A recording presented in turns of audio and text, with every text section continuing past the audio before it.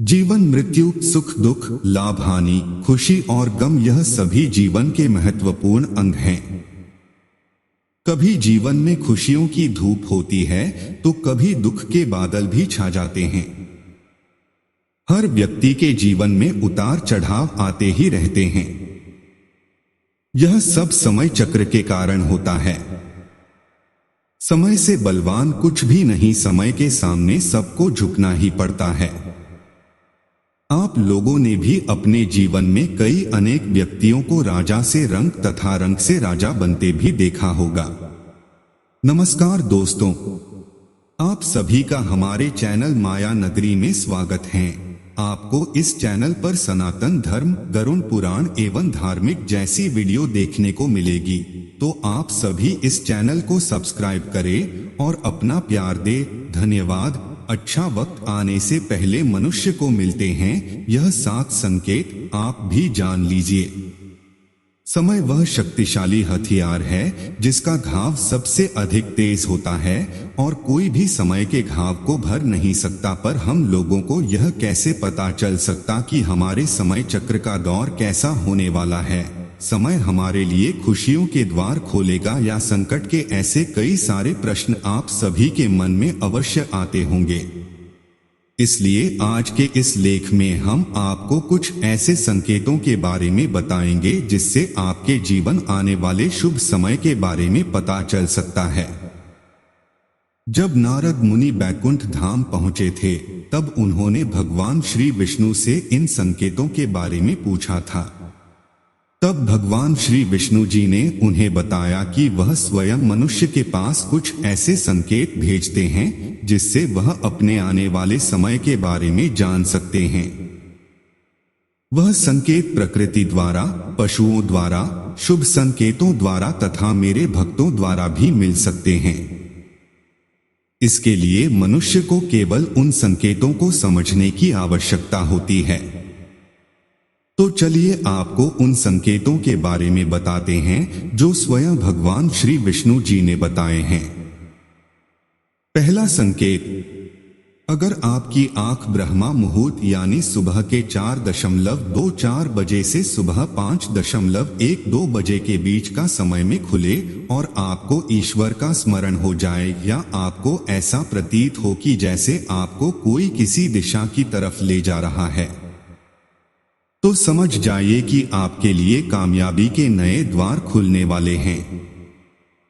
आपको अपने जीवन की योग्य राय मिलने वाली है जिस पर ईश्वर स्वयं आपका समर्थन करेंगे। दूसरा संकेत, आपने अगर महसूस किया हो तो कई बार आपका मन बिना कारण ही प्रसन्न रहता है। आपका चेहरा खिला हुआ और मुस्कान से भरा रहता है। आप क्रोध से परे हो जाते हैं। यह संकेत आपको दर्शाते हैं कि आपके जीवन में खुशियां दस्तक देने वाली है जिससे आप सदैव ही प्रफुल्लित रहेंगे। ऐसे समय में हम जिस चीज के बारे में सोचते भी नहीं हैं, उस चीज के बारे में हमें खुशखबरी मिल जाती है। हमारे मन के अंदर ईश्वर वास करते हैं, इसलिए बिना कारण ही प्रसन्न रहना भी एक शुभ संकेत माना जाता है।